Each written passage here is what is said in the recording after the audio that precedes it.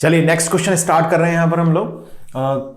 इसमें दिया गया है in the latch circuit shown in the figure, question read करें। The NAND gates have non zero but unequal propagation delay. इसमें जो नैंड गेट यूज किए हैं उनके अंदर नॉन जीरो दिया है एंड अनइक्वल प्रोपेगेशन डिले है। दो बातें इसमें हाईलाइट करने वाली हैं, unequal and non zero propagation delay है। Okay, the present input condition is P equal to Q is equal to 0। बहुत बढ़िया, इनिशियल कंडीशन इन्होंने दे दी है कि P और Q दोनों की वैल्यू 0 0 पर सेट है। ठीक है, if the input condition is changed simultaneously for to P equal to Q equal to 1, ये गेट में आया हुआ क्वेश्चन है, बहुत अच्छा क्वेश्चन है। The output X and Y are. Question clear हो गया होगा सभी को। चलिए स्क्रीन को अभी आप रोक दीजिए, pause the screen right now and सब लोग इस क्वेश्चन को एक बार ट्राई करेंगे। चलिए मैं अब सॉल्व कर रहा हूं, आप लोगों ने सॉल्व कर लिया होगा और जो भी आंसर आया है एक बार आप आंसर अपना मैच करेंगे सब लोग। ट्राई दिस क्वेश्चन वंस, एक बार जरूर सॉल्व करें आप इसको। सबसे पहले हमें जो सर्किट यहां पर दिया गया है उसके बारे में चर्चा कर लेते हैं। What kind of circuit is this?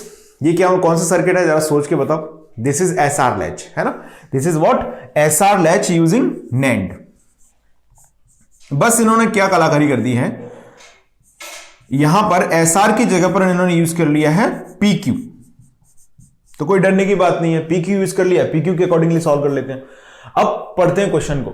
Unequal delay हमें समझ आ गया और जीरो डिले नहीं है, मतलब आइडियल नैंड गेट नहीं मान के चलना है, और अनइक्वल है। P is equal to Q is equal to 0। वैसे तो समटाइम ये कंडीशंस आपको याद भी रहती हैं कि P equal to 0 Q equal to 0 के सिचुएशन में किस तरह से हमें SR लैच NAND गेट वाले पर आउटपुट ऑब्टेन होता है, लेकिन सब भी चलिए बता देता हूं। देखिए NAND गेट के बारे में एक चीज आपको पता है कि ये कब इनेबल होता है और कब डिसेबल होता है। तो NAND गेट की अगर हम चर्चा करते हैं देन ऑब्वियसली वी नो कि NAND गेट में कोई एक इनपुट भी, समझना मेरी बात ध्यान से, कोई एक इनपुट भी अगर मैं क्या कर दूं, 0 कर दूं, तो आउटपुट हमेशा क्या आएगा, 1 आएगा, irrespective of the value of another input.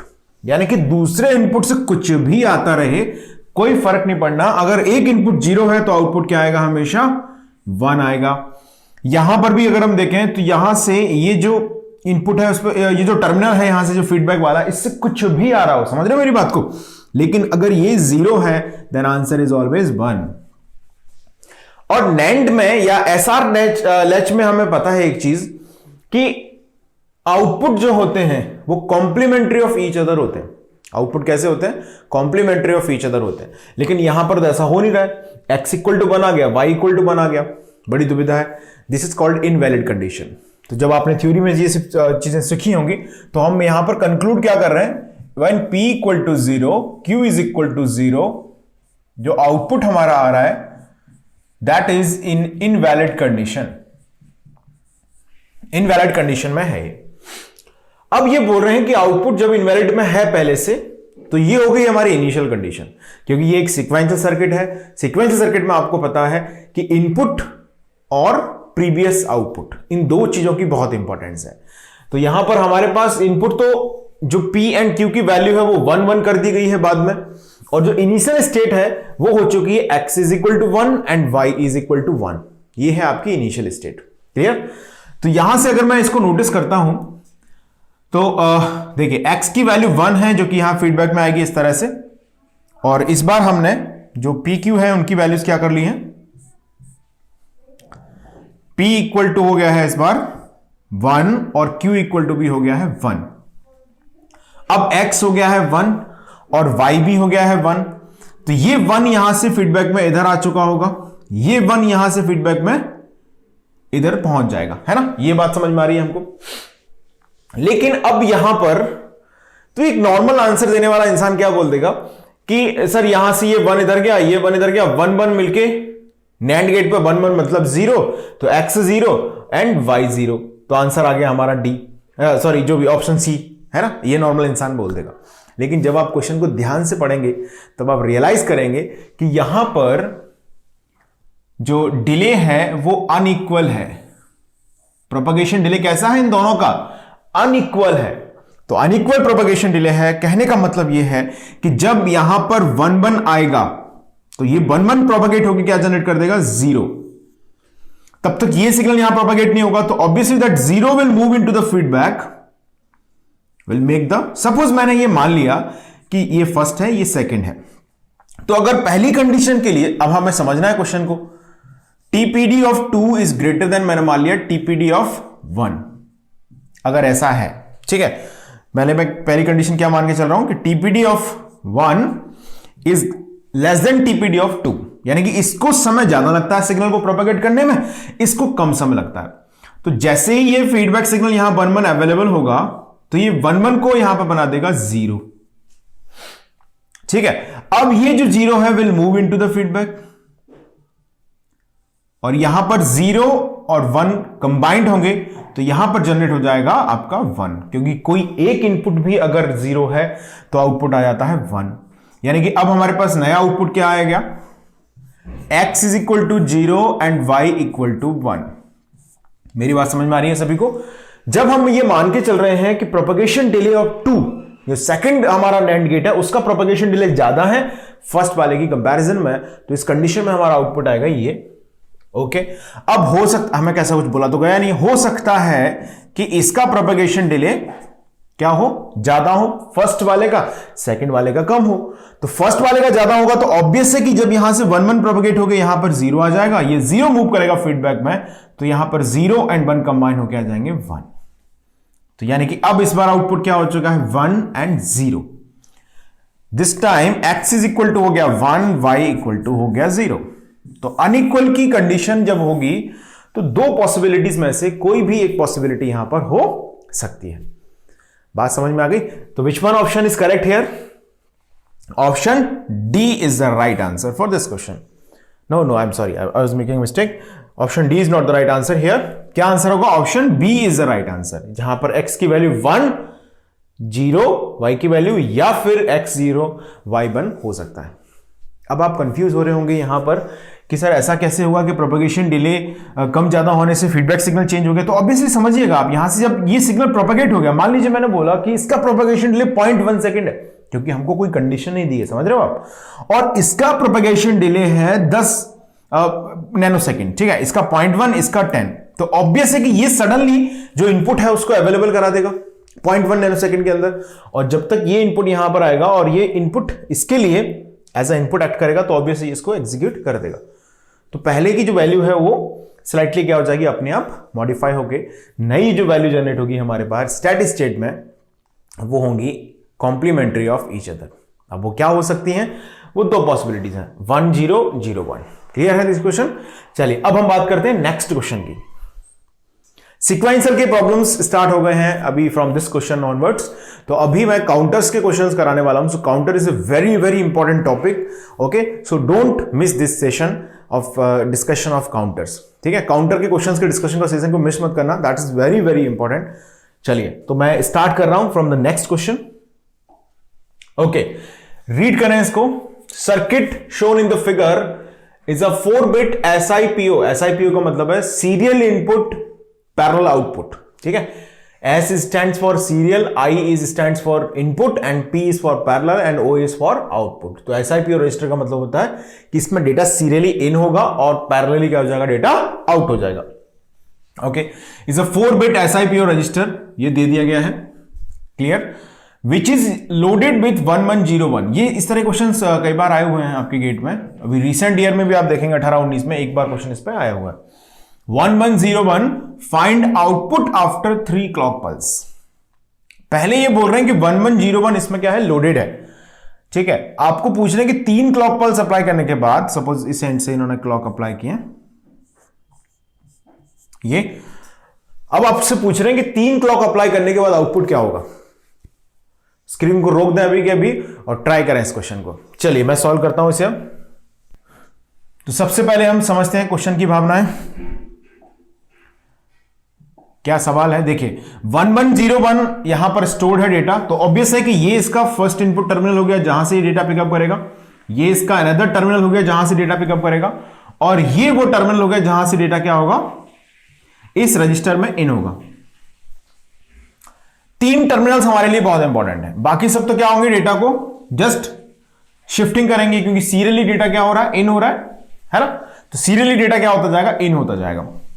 तो अगर हम यहां पर वेरी सिंपल फॉर्मेट की बात कर लें तो सबसे पहले हमें दिया गया है 1101। ये डेटा हमारा स्टोर्ड है इसके अंदर फॉर द 0th क्लॉक, है ना। 0th क्लॉक पर ये डेटा क्या है हमारा स्टोर्ड है। तो यहां पर अगर आप देखें क्लॉक सिग्नल जब हमने रखा है 0, तब डेटा हमारा है 1101, क्लॉक 0 सिग्नल है, ठीक है, स्टोर्ड है इनिशियली। अब आपने फर्स्ट क्लॉक पल्स अप्लाई कर दी। पहली क्लॉक जैसे हम अप्लाई करते हैं इसमें आपको पूछा है कि तीसरी क्लॉक अप्लाई करने के बाद क्या होगा, 1 2 3। फर्स्ट क्लॉक अप्लाई किया आपने तो ऑब्वियस है यहां पर जो 0 1 है वो इसको मिलेगा यहां 0, यहां मिलेगा 1। तो 0 1 यहां से एग्जीक्यूट होगा नैंड गेट के थ्रू। तो यहां पर आउटपुट पे क्या आएगा जरा बताओ, आउटपुट पे क्या आएगा, एक 0 है, नैंड गेट एक 0, सीधा आंसर बोला 1, बिना ज्यादा दिमाग लगाए, समझ गए आप। ये 1 आ गया यहां से।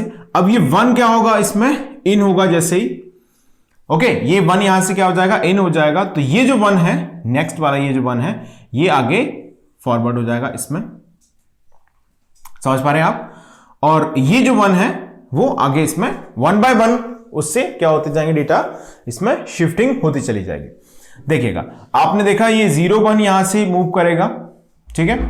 तो 0 1 यहां से मूव करेगा तो ये सपोज आपने ऐसे लिख लिया इसको समझने के लिए, इसको QA QB QC and QD ऐसे लिखा हमने। तो समथिंग हियर लाइक यहां पर भी ऐसे मैं लिख देता हूं QA QB QC and QD। तो QA में डेटा कौन सा पहुंचा, 1 पहुंच गया, ठीक है, QA में पहुंच गया 1। तो ये जो 1 है वो आगे पहुंच गया यहां पर, ये जो 1 है वो आगे पहुंच गया, ये जो 0 है वो आगे पहुंच गया।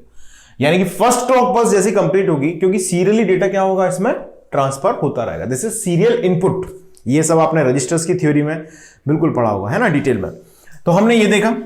अब हम बात कर रहे हैं किसकी, सेकंड क्लॉक की। अब सेकंड क्लॉक पर अगर आप देखें तो QC और QD ये जो है इनपुट एक्ट कर रहे हैं इसके लिए। तो QC पर डेटा क्या आ चुका है 1, ओके, QD पर डेटा क्या आ चुका है 0। तो ये जो 1 0 कॉम्बिनेशन है वापस से किसको मिलेगा, नैंड गेट को मिलेगा। एक इनपुट 0 है, आउटपुट क्या मिलेगा 1, यानी कि यहां पर आ गया 1। और ये ऑब्वियस है कि सीरियली यहां पर ट्रांसफर हो जाएगा 1, ये 1 यहां ट्रांसफर हो जाएगा, ये 1 यहां ट्रांसफर हो जाएगा। यानी कि अब आ चुका है हमारा सेकंड क्लॉक कंप्लीशन होने पर ये आउटपुट। लेकिन क्वेश्चन में क्या पूछा है कि 3 क्लॉक पल्स होने के बाद डेटा क्या है। तो अब बताइए QC QD की वैल्यू क्या है हमारे पास, क्या है बोलो जल्दी से। 1 1 है, ठीक है, 1 1 है यहां पर, 1 1 को हमने भेज दिया, 1 1 नैंड गेट पर दोनों इनपुट 1 है, आउटपुट क्या आएगा 0, output is 0। So output is 0 here and ये 1 यहां पहुंच जाएगा, ये 1 यहां पहुंच जाएगा, ये 1 यहां पहुंच जाएगा, कहानी खत्म। कंक्लूजन क्या है, 0 1 1 इज द राइट आंसर। ये आ गया सही जवाब, 0 1 1। तो जिनका 0 1 1 आंसर है दे आर एब्सोल्युटली करेक्ट।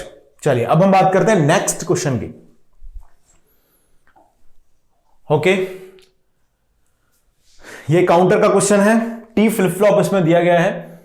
पढ़ लेते हैं क्वेश्चन को एक बार। If initial value of the output Q1 Q0 is 0 0, okay. अब इनिशियल वैल्यू इन्होंने दे दी आपको कितनी, 0 0, ठीक है। इनिशियल वैल्यू इसमें दी गई है 0 0। इनिशियल का यहां पर मतलब क्या होता है इनिशियल बोलने का, इनिशियल बोलने का मतलब है कि आपका 0th क्लॉक पर ऐसा कुछ हो रहा है। जैसे मान लीजिए क्लॉक है ये, तो ये Q1 ये Q0 और क्लॉक है 0, तो इनिशियल वैल्यू आपको दे दी है 0 0। अब पूछ रहे हैं कि नेक्स्ट आउटपुट क्या इसमें जनरेट होंगे। तो इस क्वेश्चन को आंसर करने के 2 तरीके हैं, ठीक है। एक तरीका है कि हम इस काउंटर की जो प्रोसेसिंग है, जो मैकेनिज्म है, उससे इसको आंसर कर दें, ठीक है, जो कि मैं अभी बताने वाला भी हूं। तो आप लोग ऐसा कीजिए, अभी तो करेंटली स्क्रीन को रोकिए आप, और यहीं के यहीं आप लोग इसका आंसर निकाल दीजिए, है ना। जो भी यहां पर आपका आंसर आया है सेव करके रखिए। बात करने वाले हम लोग आंसर की, क्या आंसर इसमें आना चाहिए। देखिए, तो पहले मैं आपको मेथड से बता देता हूं, यानी कि जो काउंटर दिख रहा है, मैंने कोई दिमाग नहीं लगाया, काउंटर दिख रहा है, सीधा हम इसको सॉल्व कर रहे हैं। चलिए, तो पहले इसमें दिए हैं इन्होंने 0 0, यानी कि यहां पर क्या है वैल्यू 0, यहां पर क्या है वैल्यू 0। क्लॉक सिग्नल जो है, जैसे मान लीजिए मैंने इसे बोल दिया फर्स्ट फ्लिप फ्लॉप है ये, और ये मैंने बोल दिया कि सेकंड फ्लिप फ्लॉप है, ठीक है। टी फ्लिप फ्लॉप इसमें लिया है इन्होंने। टी फ्लिप फ्लॉप के बारे में सभी को पता है, टी का अगर हम इनपुट 1 रखते हैं तो जो आउटपुट है उसको ये टॉगल कर देता है, ठीक है। और टी का इनपुट अगर हम 0 रखते हैं तो आउटपुट जो है वो क्या बना रहता है, वही बना रहता है जो पहले से है। मतलब कहने का यह है कि जो टी फ्लिप फ्लॉप है उसका पर्पज है कि आउटपुट की वैल्यू को क्या कर देना, या तो वही का वही मेंटेन रखना, कोई चेंज ही नहीं करना, ठीक है, या फिर क्या कर देना, उसे टॉगल कर देना। मतलब खेलेगा सब कुछ आउटपुट की जिंदगी के साथ ही, या तो उसे वही रखेगा या उसको क्या कर देगा, टॉगल कर देगा। तो T itself is stands for the toggle word, okay. तो टी फ्लिप फ्लॉप यहां पर कनेक्टेड है, मतलब आउटपुट के साथ दो ही परिस्थितियां हो सकती हैं। एक क्या हो सकती है, वो बदल सकता है, दूसरा वो बदल नहीं सकता। क्लियर। तो टी को 1 तो इन्होंने हमेशा रखा है। मतलब कहने का अब क्या हुआ इस क्वेश्चन के अंदर, इस क्वेश्चन के अंदर हम बोलना चाह रहे हैं कि T is already at logic 1, okay. तो जब भी फ्लिप फ्लॉप हमारा ऑन हो जाएगा तभी आउटपुट चेंज हो जाएगा। तो अब आपको इस क्वेश्चन में पर्टिकुलरली समझना है कि फ्लिप फ्लॉप ऑन कब होगा। अब हमें देखना चाहिए क्लॉक सिग्नल, क्योंकि ऑन करने के लिए रिस्पॉन्सिबल कौन है, ट्रिगर कौन कर रहा है इसको, क्लॉक ट्रिगर करेगा, है ना। तो जो क्लॉक सिग्नल है वो कब इसमें काम कर रहा है। तो एक चीज इसके बारे में समझिए जरा, क्यू नॉट फ्लिप फ्लॉप के बारे में। क्यू नॉट का जो क्लॉक है वो हर बार क्या करेगा, इसको ट्रिगर करता रहेगा। जैसे मान लीजिए ये क्लॉक पल्स मैंने ड्रॉ किया, this is the clock pulse suppose, ठीक है। और यहां पर ये जो साइन है वो पॉजिटिव एज का है, ये सब आपने डिटेल में पढ़े होंगे, clock positive edge, negative edge. तो जैसे ही हर क्लॉक पल्स की पॉजिटिव एज आएगी, जैसे first clock pulse, second clock pulse, third clock pulse, तो ये फ्लिप फ्लॉप से भाई साहब ट्रिगर हो जाएगा, ये फ्लिप फ्लॉप ट्रिगर हो जाएगा। इसका मतलब है कि हर क्लॉक में आपका जो क्यू नॉट है वो हर बार ही चेंज होगा। क्यू नॉट तो हर बार क्या होगा, टॉगल होगा। यानी कि अभी पहली क्लॉक में ये 0 है, तो जीरोथ क्लॉक में ये 0 है, तो फर्स्ट क्लॉक में ये क्या हो जाएगा, 1 हो जाएगा। It has to be toggle for each and every clock pulse, क्योंकि यहां पर हमने डायरेक्ट एक्सटर्नल क्लॉक को अप्लाई कर दिया है। लेकिन भाई साहब एक चीज समझना चाहिए हमको कि जो सेकंड फ्लिप फ्लॉप है उसका ट्रिगरिंग डिपेंड करेगा क्यू नॉट की वैल्यू पर।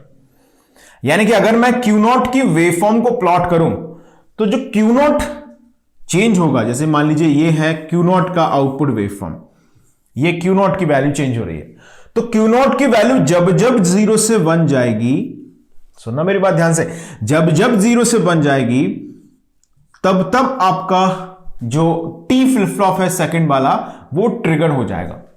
और डेटा इस पर ऑलरेडी 1 है, मतलब आउटपुट इसका चेंज हो जाएगा। तो आउटपुट टी फ्लिप फ्लॉप का यानी कि सेकंड फ्लिप फ्लॉप का कब चेंज होगा, जब क्यू नॉट की वैल्यू 0 से 1 जाएगी। 0 से 1 का मतलब कि फर्स्ट क्लॉक में 0 है मान लीजिए, सेकंड में 1 हो गई तो इसको ट्रिगर मिल गया, ठीक है। अब फर्स्ट में मान लीजिए 1 है, सेकंड में 1 ही बनी रही, तो ऑब्वियस है कि इसको ट्रिगर नहीं मिला, तो ऑब्वियस है ये क्या होगा, ये डेटा को चेंज नहीं करेगा। यानी कि Q1 आउटपुट चेंज होने की कंडीशन क्या है कि जब Q0 की वैल्यू 0 से 1 जाएगी तब ये चेंज होगा, ठीक है।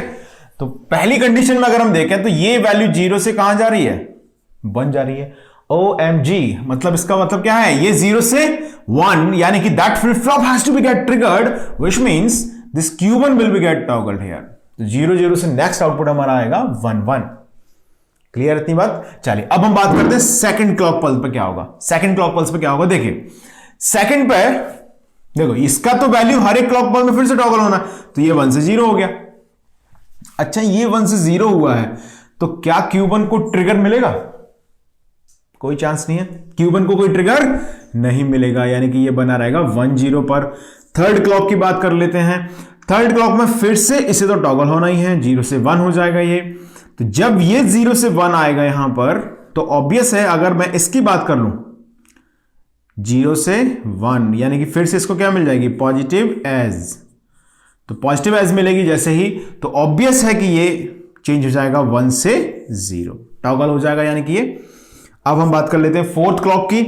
फोर्थ क्लॉक में ऑब्वियस है, इसे तो हर क्लॉक में बदलना है ना, हर क्लॉक में ही ट्रिगर मिल रहा है इसको, डेटा 1 है टी पर, तो ये फिर से चेंज हो जाएगा 1 से 0, लेकिन इसको ट्रिगर अब नहीं मिलेगा क्योंकि ये 1 से 0 जा रहा है, तो यहां पर आएगा 0।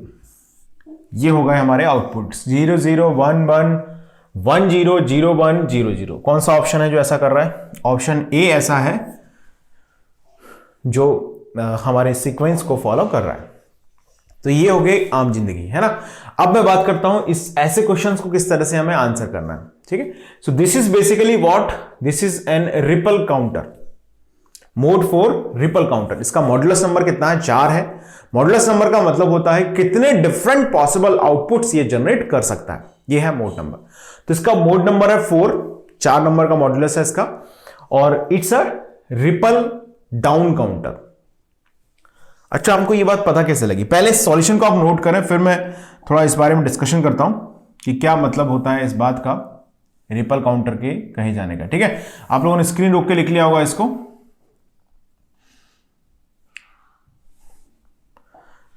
4 डिफरेंट ऑब्जर्वेशन को ध्यान में रखना है ना। 4 डिफरेंट ऑब्जर्वेशंस की हम लोग बात करेंगे यहां पर।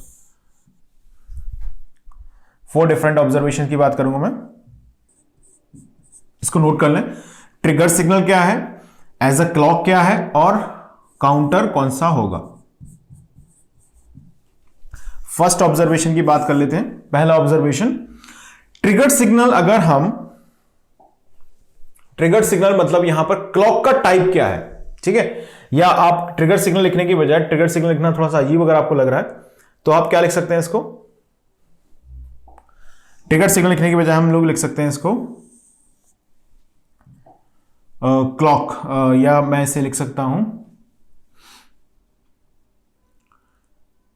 क्लॉक टाइप, ठीक है, क्लॉक टाइप। तो क्लॉक टाइप अगर यहां पर फर्स्ट कंडीशन मैं ले रहा हूं, यहां पर पॉजिटिव एज है, ये टेबल आप सभी को याद होगी, अगर नहीं है याद तो इसे याद रख लें, ठीक है ना। पॉजिटिव एज ट्रिगर्ड है अगर, this table is very important. Positive edge triggered है अगर क्लॉक का टाइप, ठीक है। और हम क्यू को, ये क्यू है, और यहां पर अगर हम लिखते हैं तो यहां पर लिखते हैं क्यू बार को ऐसे। अगर मैंने यहां पर लिखा नहीं क्योंकि जरूरत नहीं है, अगर यहां पर लिखते तो हम ऐसे लिखते हैं क्यू बार। और क्यू एज अ क्लॉक है, यानी कि हम जो नेक्स्ट फ्लिप फ्लॉप है उसके लिए क्यू को एज अ क्लॉक यूज कर रहे हैं। और ये जो मैं टेबल बता रहा हूं ये कभी एप्लीकेबल होगी फॉर रिपल काउंटर, है ना, फॉर रिपल काउंटर। और रिपल काउंटर की जो डेफिनेशन है वो ये है कि सारे फ्लिप फ्लॉप क्या होंगे, टॉगल मोड पर काम कर रहे होंगे, ओके। और सबके जो क्लॉक हैं वो असिंक्रोनाइज्ड होंगे। असिंक्रोनाइज्ड मतलब एक साथ क्लॉक सिग्नल ऑपरेट नहीं हो रहे होंगे। तो Q as a clock, positive edge, तो यहां पर जो काउंटर होगा that is always a down counter. कैसा काउंटर होगा ये? डाउन काउंटर होगा। सेकंड कंडीशन की बात कर लेते हैं।